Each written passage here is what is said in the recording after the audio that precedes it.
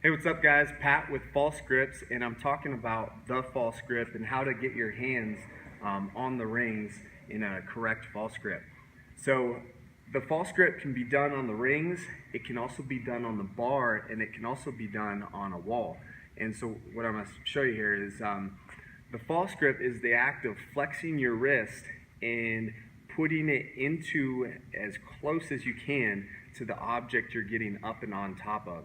So like this could be a wall right here, and if I were to jump and place my hand up on top of the wall, I'd want my wrist in there as close as possible, and then I'm going to have leverage to get up on top. In parkour they do wall muscle ups, but CrossFit we do ring muscle ups. So we are going to be putting our wrist, okay, the lower portion of the hand actually, on top of the rings, and we want as close to the wrist as possible so that we have leverage. So one thing that I see a lot of people do on empty rings is they do some maneuvers here when they're getting the false grip, is they wrap their hands up and around and over on top, just getting as much skin on there and really cranking over the top like this. And then what happens when they drop below, it kind of rotates over and they sink below. And a lot of times, in my opinion, what they are doing this for is because they kind of lack the strength to support their body weight in this wrist flexed position, okay? So they end up just falling out, and then as they apply their body weight, it slips out, and then we end up getting a lot of tearing and whatnot.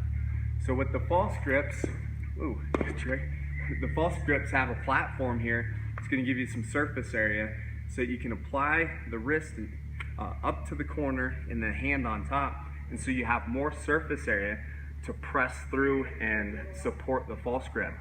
Now, it's not necessarily going to make it easier to flex the wrist. That's kind of what we're going to try and build, is we want to try and build the forearm muscle so that we can maintain this hand position under the weight of our body when we go to a loaded position, either ring row, low ring drills, or up high. So that's kind of what is happening right there.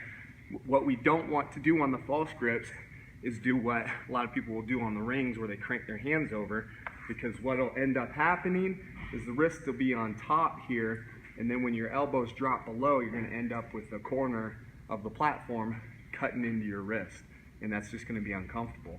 So you simply, the way I teach the false grip, or how to get into it, is you first just go to the catch, or the bottom portion of the dip, because that's actually where we're going to be going. So just go there, put your hands on top where it feels comfortable, then keep that hand position and drop our elbows below, and we should be in the position that we need to be, because we went there first. We went here where we're going, and then went to the starting position.